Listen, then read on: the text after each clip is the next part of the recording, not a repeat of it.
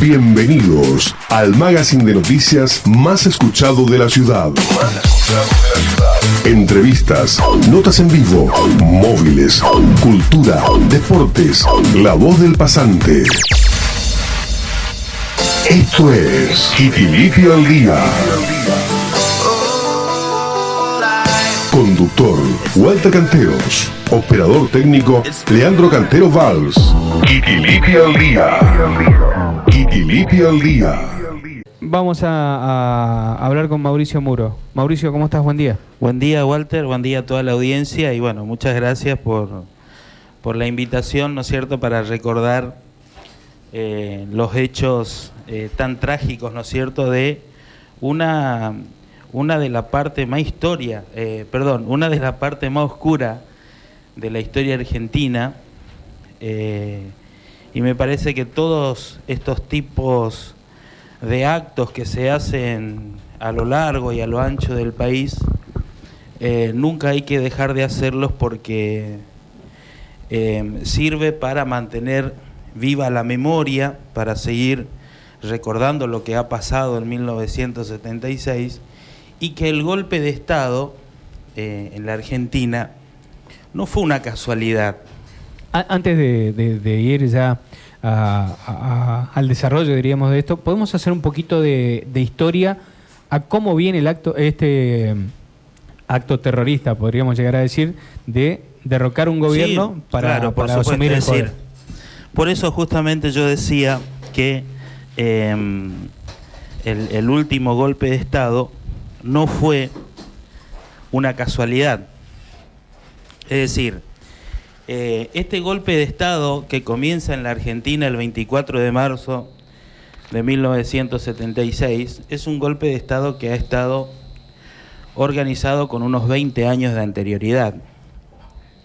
Lo que la gente y la comunidad debe saber no es que los militares se levantaron un día y se reunieron y dijeron vamos a tomar el poder porque hay una crisis institucional, hay una crisis social en el país, sino que en la década del 60 comienzan a florecer grupos juveniles inquietos en toda América Latina, no solamente en Argentina. Entonces, surgen los montoneros en Argentina, los Túpac Amaru en Uruguay, la Juventud de Allende en Chile, ¿no es cierto? Y en toda América Latina empiezan a organizarse grupos juveniles que comienzan a protestar, ¿no es cierto?, en contra del sistema. Y de alguna manera, si bien cada grupo juvenil tenía su propia ideología, de alguna manera todos coincidían en algo porque tenían un contenido antiimperialista, ¿no es cierto?, gobernar a espaldas de Estados Unidos. Entonces, esto con 20 años de anterioridad lo ve Estados Unidos, ¿no es cierto?, y organizan el golpe de Estado que finalmente se da en la década del 70. Pero en 1976 no hubo golpe de Estado solamente en Argentina. Hubo golpe de Estado en Uruguay, en Paraguay, en Chile, en Bolivia, en Perú. Es decir, que ha sido una organización con la intención de la eliminación sistemática de todos los subversivos. ¿Quiénes eran los subversivos? Porque después en los documentos de la CIA salen a la luz donde Estados Unidos decían quiénes eran o definían la palabra subversivo. Toda aquella persona que no piense, ¿no es cierto?, o que intente gobernar a espaldas de Estados Unidos. Así surge la última dictadura militar. Esta es la principal causa por la que Estados Unidos es el organizador de esta última dictadura militar. Y la Argentina, el caso argentino, ¿no es cierto?, ha sido la dictadura militar de América Latina la más sangrienta, ¿no es cierto?, la que más desaparecidos tuvo, y donde se inauguraban prácticas de tortura. En Estados Unidos funcionaba una institución que se llamaba la Escuela de las Américas, donde los policías y militares de toda América Latina iban a tomar curso de cómo torturar a la gente, ¿no es cierto? Y ahí nace el famoso submarino, cómo violar a las mujeres y a los adolescentes, ¿no es cierto? Y siempre, casi siempre, cuando se practicaban las torturas con picanas eléctricas, tenían un médico al lado. Hoy hay muchos médicos detenidos, ¿no es cierto?, que controlaban que no se mueran, ¿no es cierto? Entonces... Para prolongar la tortura. Exactamente. Y también aquí comienza en la Argentina a hacerse la práctica de la desaparición de personas, ¿no? La desaparición de personas es una práctica que viene de la época de Hitler, ¿no? Y la desaparición de personas significa la tortura psicológica para los familiares, porque no es lo mismo que le maten a un familiar, lo entreguen y usted le da sepultura, a que lo desaparezcan. La famosa frase de Videla, ¿no? No están, son desaparecidos. Exactamente. No están. Entonces, si usted se traslada a esa época y a usted le secuestran a un familiar y lo hacen desaparecer, ahí comienza su tortura psicológica, porque usted no sabe si está vivo o está muerto. Está desaparecido. No sabemos si va a volver o no. Y sumarle a eso el hecho de me tocará a mí ahora. Exactamente. Pero a lo que hay que apuntar y lo que hay que explicar siempre es la política neoliberal que vuelve a reinstalar Estados Unidos a partir del golpe de Estado, ¿no es cierto? Y los recortes que se producen en educación, sobre todo en la educación universitaria, se producen recortes de las ciencias sociales, de historia, de filosofía, se interviene en la Universidad de Bellas Artes, es decir, todos aquellos acontecimientos que hacían pensar al adolescente. Se censuran libros. Se censuran libros, claro, por ejemplo, los libros como Las venas abiertas de América Latina, El Principito. De Galeano. Ajá. Exactamente, es decir, un montón de libros que también son prohibidos en la parte cultural. La persecución a los artistas, por ejemplo. A los artistas como por ejemplo Horacio Guaraní, Piero, Mercedes Sosa. Pero más allá del anecdotario de todo lo que significa, siempre es importante mirar y rescatar el por qué surge la dictadura militar, no solamente en Argentina, sino en toda América Latina. ¿Por qué los militares toman el poder en toda América Latina? Y es justamente por lo que yo terminaba de explicar acerca de la eliminación sistemática de toda la juventud, ¿no es cierto?, que comenzaba a florecer y comenzaba a tener un contenido antiimperialista. Por eso a nosotros nos ha quedado un vacío generacional, y es por eso que nosotros, desde la Avenida de la Democracia de 1983 hasta la actualidad, los presidentes han superado los 60 años, ¿no es cierto?, 50, 60 años. Porque nos han dejado un vacío generacional, ¿no es cierto? Puede ser por eso también, Mauricio, que en los partidos políticos hay gente grande y le dan poca participación a los jóvenes. Exactamente, pero lo que han hecho bien, o sea, bien para ellos, ¿no es cierto?, es el temor que han sembrado en la sociedad, ¿no? Después de 1983 quedó una crisis de participación que todavía hoy nosotros la estamos viviendo y la estamos sufriendo. Es decir, una crisis de participación en las instituciones. El no te metas quedó muy arraigado, entonces no hay participación en los partidos políticos, no hay participación en las parroquias, no hay participación en las instituciones educativas. Es decir, toda esa crisis de alguna manera a nosotros como sociedad la estamos recuperando, lentamente la estamos recuperando, pero es una recuperación que es muy lenta y cuesta mucho hoy hacerle participar a la sociedad en este tipo de actos, ¿no? Mauricio, después del 83, cuando vuelve la democracia, los fantasmas se reavivaron con los movimientos carapintadas. Exactamente, también.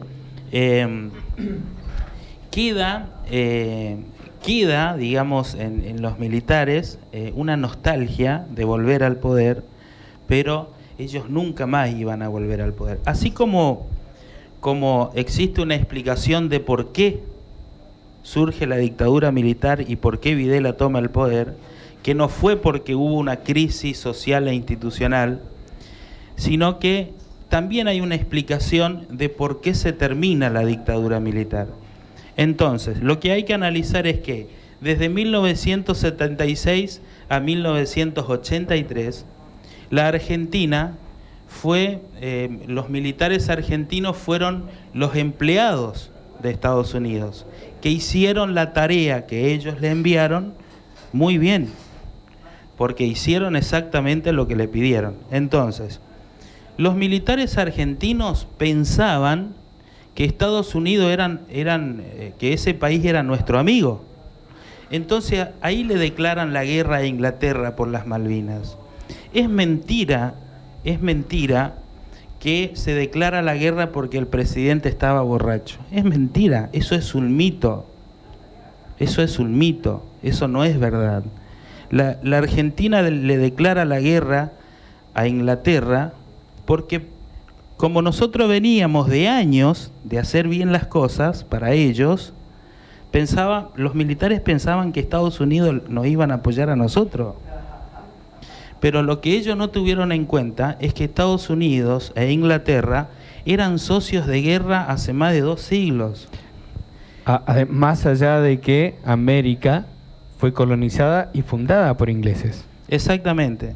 Entonces, hay una variedad de cuestiones de raigambre histórica y social que influyeron en esto, la unidad de Inglaterra y Estados Unidos.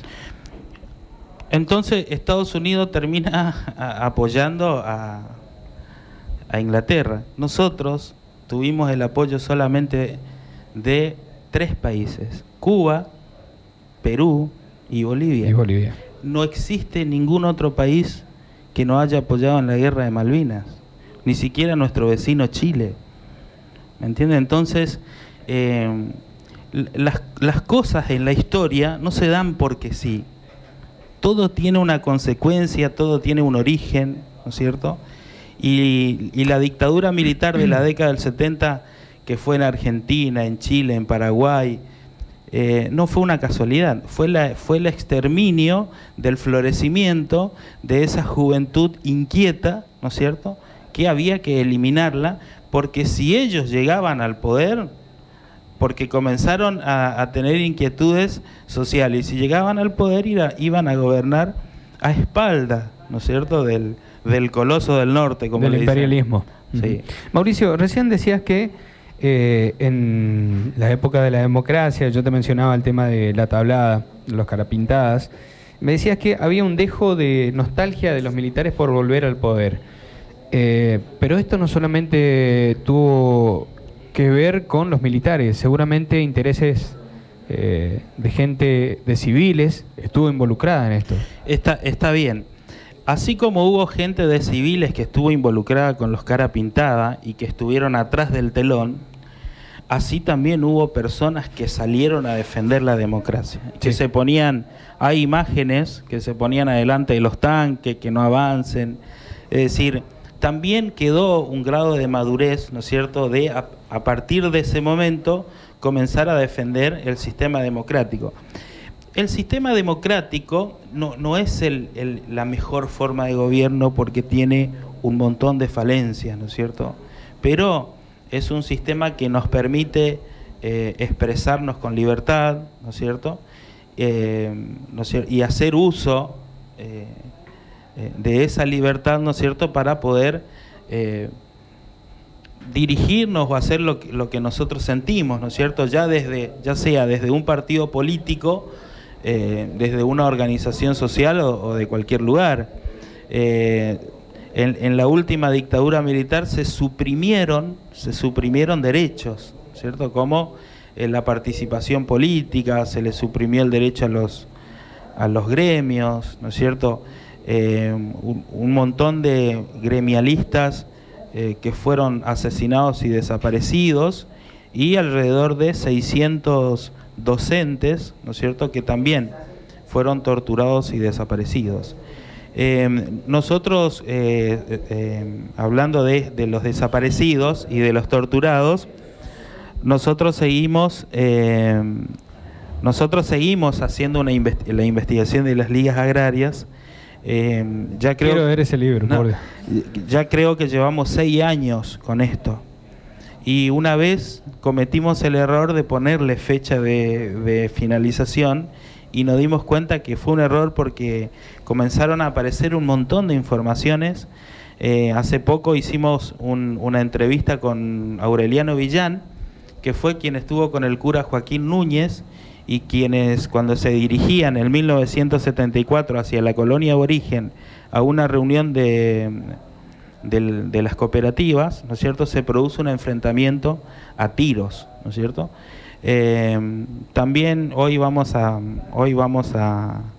en la charla de esta tarde en la plaza vamos a pasar en un PowerPoint, porque yo tuve la suerte de conseguir los recortes del Diario Norte de esa época, de 1974, donde ahí hay una carta del mismo Monseñor Di Stéfano, ¿no es cierto?, donde de alguna manera se despega del cura Núñez y lo trata de marxista, y del cura Testa, Gianfranco Testa, que estaba en Machagay en ese momento. Lo que le quiero decir es que también yo hace un tiempo estuve en Buenos Aires entrevistando a Norma Morelo, y a través de esta investigación nos dimos cuenta que Norma Morelo es la primera mujer en la historia, en ser secuestrada, torturada y liberada.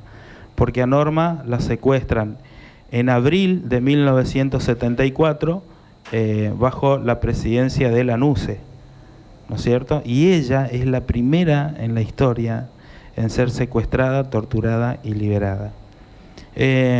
Bueno, también en Buenos Aires tuve la gran suerte y oportunidad de compartir con Felipe Piña la presentación de un libro, y donde, bueno, pudimos conversar mucho, y también se interesó muchísimo por lo de las ligas agrarias. Es decir, estamos haciendo un trabajo, una investigación bastante extensa, y por momentos también a veces un poco cansador, ¿no?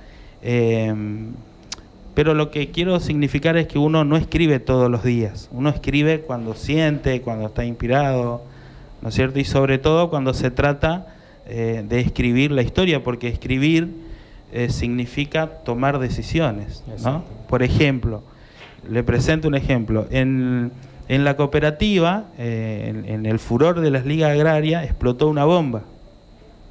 Acá. Claro. Sí, sí. Cuando usted hace la investigación, la mitad de los entrevistados le dicen que esa bomba la pusieron personas de Quitilipi. La otra mitad le dice que esa bomba fue puesta por el mismo gobierno para generar temor y que la reunión de las ligas no se haga. Entonces, ahí hay que tomar decisiones, ¿me entiende? Porque uno no le puede dejar al lector con la duda. Claro. ¿No es cierto? Entonces... Y además tenés un compromiso con la verdad. Exactamente, es decir... a pesar de que no existe la objetividad en las ciencias sociales, uno trata siempre de escribir tan transparente como se pueda, ¿no? Y así tenemos un montón de entrevistas hechas. También estuve en Rosario hace unos años con el cura Núñez. Joaquín Núñez está en una parroquia de Rosario, en una villa muy humilde. Así que bueno, la verdad que reconstruir esta parte de la historia y darse cuenta de que las ligas agrarias de la provincia del Chaco fue el movimiento agrario más grande que tuvo la historia argentina. Nunca en la historia argentina hubo un movimiento agrario como el de las ligas agrarias, ni siquiera lo que es famosamente conocido como el Grito de Alcorta, y ni siquiera las uniones agrarias que también hubo en Chaco en la década del 30 y 40. Pero nosotros tenemos una cultura de lucha popular muy rica, muy importante, que hay que investigarla, ¿no? Por ejemplo, lo que ha pasado con el ingenio azucarero en Las Palmas, esas son historias que no están ni investigadas ni explotadas, ¿no es cierto? Y donde uno puede sacar una riqueza histórica y cultural muy, muy importante, y además uno con las investigaciones va descubriendo cosas como es el caso de Norma Morelo, que yo tengo muchas ganas de presentar un proyecto para que se la declare como la primera mujer en la historia argentina en ser secuestrada, torturada y liberada. Mauricio, ¿el argentino por ahí es frágil de memoria? Pregunto esto porque, bueno, ahora se destapó todo esto de Milani, de personajes que tuvieron que ver con esta historia triste de la Argentina como partícipes, pero que a la vez estuvieron involucrados también en la política. Sí, yo no creo que sea falta de memoria, y mucho menos de, sobre todo Milani, que ocupa un lugar tan importante dentro del kirchnerismo, ¿no es cierto? Osvaldo Bayer, que tiene una absoluta autoridad histórica, decía: yo no perdono genocidas, aunque estén dentro de mi partido, ¿no? Yo creo que cada gobierno pone su funcionario de acuerdo a las estrategias con las que va a gobernar, ¿no es cierto? Yo jamás compartí, jamás, ni voy a compartir nunca, que un represor esté formando parte de un gobierno popular, nacional, y elegido democráticamente y votado por hijos de desaparecidos, ¿no? Porque el 100% de los hijos de los desaparecidos, el 100% de los torturados que quedaron vivos, han votado por el kirchnerismo. Eso es innegable, ¿no es cierto? ¿Por qué votaron? Porque veían ahí una política de derechos humanos muy importante. Y entonces que después se ponga a un represor como Milani a formar parte del gobierno, creo que ha sido un error, un error, ¿no es cierto? Incluso hay hasta Madre de Plaza de Mayo que estaban ofendidas, como Eve, ¿no? Eve Bonafini es una mujer muy... a veces habla con una brutalidad que uno no entiende, ¿no? Pero la gente que lee la historia, que sabe lo que han pasado, a veces un poco es entendible. Son personas que tienen un resentimiento muy profundo. No así Estela de Carlotto, por ejemplo, que uno puede estar o no de acuerdo con ella, pero ha sido una mujer que se ha expresado en los medios de comunicación siempre con un nivel académico, jamás un insulto, digamos, ni deseándole la muerte a nadie, pero son personas que han quedado lisiadas por dentro, ¿no es cierto? Y bueno, no es menos de que la desaparición de un hijo, la tortura de un hijo, la violación de un hijo por los militares, lo único que genera en uno es odio, no genera otra cosa, ¿no es cierto? Y el deseo de que se mueran, ¿no? Totalmente. Pero bueno, es una cicatriz, personalmente opino que es una cicatriz que no se va a cerrar nunca, nunca. Y por más que vengan gobiernos y metan presos, igual, es una cicatriz que les va a quedar para el resto de su vida, ¿no? Porque las vejaciones que han hecho a los estudiantes,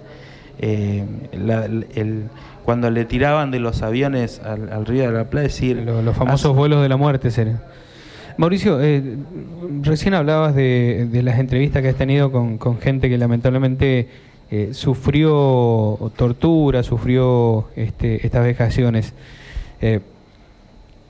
¿Cuál es el método de tortura que te comentaron que más te sorprendió por la brutalidad, por el nivel de violencia, de sadismo que tenían?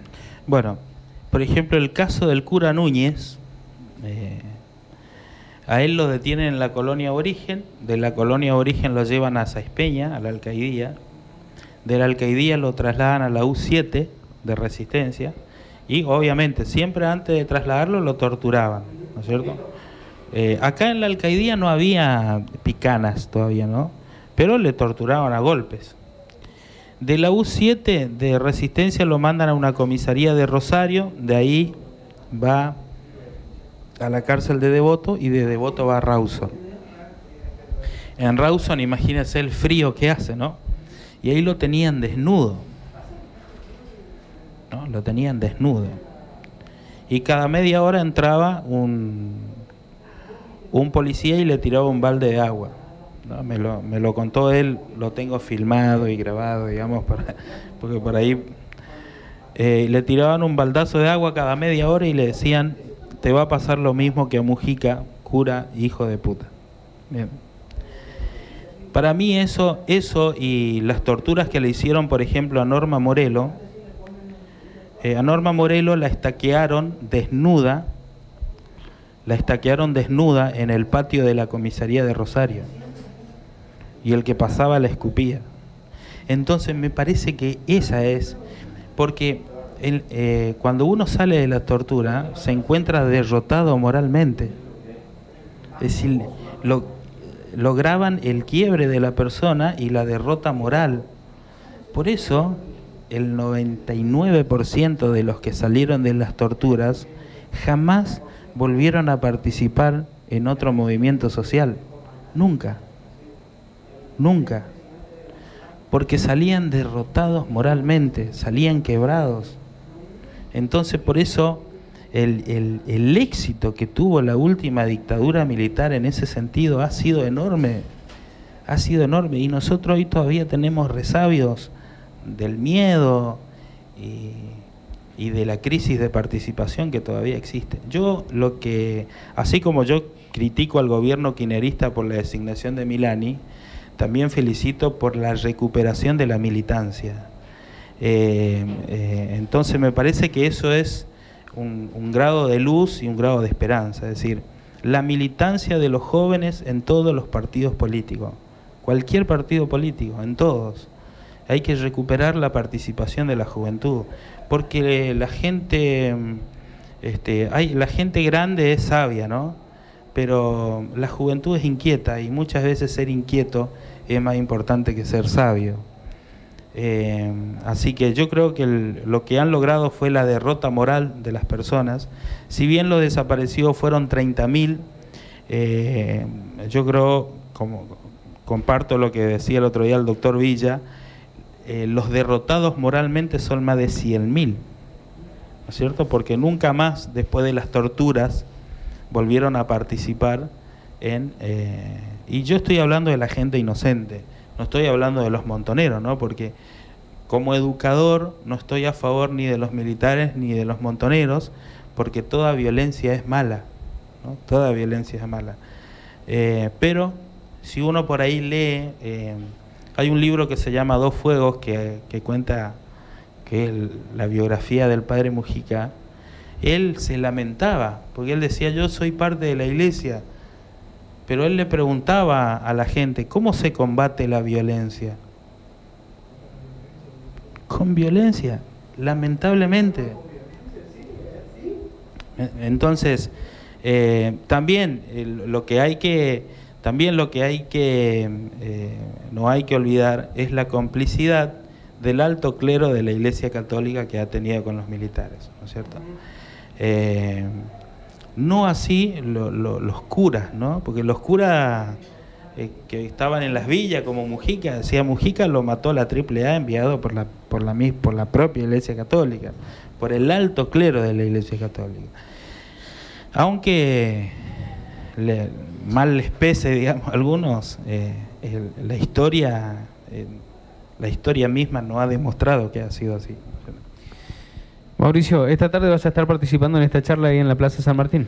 Esta tarde vamos a estar con el doctor Villa, que es en estos temas es mi coequiper, mi compañero de batalla, le digo yo. Ya, tuvimos una charla cuando estábamos allá. Todos los años, nosotros siempre antes de, por ahí en la semana del 24, después siempre por ahí vamos a Sáenz Peña, siempre nos invitan algunas radios, algunas televisiones a hablar. Sí, yo creo que él va a hablar fundamentalmente de la dictadura militar, y a mí me pidieron los chicos si podía llevar algunas imágenes de lo que fue las ligas agrarias, como para comentarles cómo surgen, por qué, digamos. Creo que va a ser una charla muy linda, y lo que quiero también rescatar es que nosotros con el amigo Síctor Romero, que también me va a acompañar hoy, tenemos hace 2 años más o menos un ciclo que se llama Historia y Música, ¿no? Donde, por ejemplo, yo expongo un ratito y ahí canta una canción Síctor, por ejemplo, La Memoria de León Gieco y así. Por eso también le queríamos decir a las instituciones que con el amigo Sixto estamos siempre dispuestos a participar donde sea. Una idea muy original que surgió hace un tiempo con el amigo Sixto, que también me va a acompañar hoy, ¿no es cierto?, en la exposición de lo que ha sido toda esta historia tan triste, tan nefasta, y que ojalá que nunca más tengamos que soportar una dictadura militar. Y la mejor manera de hacerlo es teniendo viva la memoria y desde la escuela educando, ¿no es cierto?, para la democracia. Mauricio, ¿fuiste a la plaza hoy? No fui esta mañana. Bueno, 9 instituciones nada más. 9 instituciones. Personas particulares, poco y nada. ¿Te sorprende esto? Y acá hay dos motivos. Primero, la comunicación hacia la población, la invitación a las instituciones. Hay que ver si llegaron a todas las instituciones la invitación. Yo no creo que haya llegado a mi colegio, porque nosotros siempre participamos en todos los lugares donde no. Y la poca participación de la gente, digamos, a mí no me sorprende, ¿no? Es decir, cuando uno presenta un libro van 20 personas, pero existe un descompromiso social, ¿no es cierto? Y existe una crisis de participación y de lectura y de conocimiento que la verdad que a uno lo asusta y lo asombra. Pero no hay que darse por vencido. La escuela está para eso, ¿no? La escuela está para incentivar a la participación, a la lectura y al conocimiento. Uh-huh. Y por ahí muchas veces los docentes nos tenemos que enfrentar a las nuevas tecnologías, ¿no es cierto? Y a veces no sabemos si enfrentarnos a las nuevas tecnologías o amigarnos con las nuevas tecnologías. Pero bueno, son estrategias que hay que ir viendo e implementando para cada vez ir logrando la participación. Lo que sí me sorprende es los funcionarios por ahí, que pareciera que no les interesa nada, digamos. Pero bueno, yo no sé si cada pueblo tiene lo que se merece, pero nosotros hace muchos años que no la podemos invocar, como se dice. Así que, bueno, yo solamente quiero decir, para terminar y destacar, el compromiso social, militante, ideológico que ha tenido una juventud inquieta en la década del 70, no solamente de Argentina, sino de toda América Latina, y que fueron jóvenes militantes y que ayudaban, por ejemplo, a leer y escribir en las villas, y llevaban médicos y se preocupaban por los demás sin pedir nada a cambio, sin pedir un sueldo a cambio o sin pedir algo material a cambio. Lo hacían porque así lo sentían. Entonces, en memoria de toda esa gente, ojalá que nunca más tengamos que soportar la vuelta de los militares y que nunca más nadie nos diga qué tenemos que leer o a qué hora debemos ir a dormir. Así que, Walter, muchas gracias por la invitación. Sabes que estoy a tu disposición para cuando quieras. Muchas gracias a usted. La evolución ha llegado a tus oídos. Estás escuchando FM Libertad.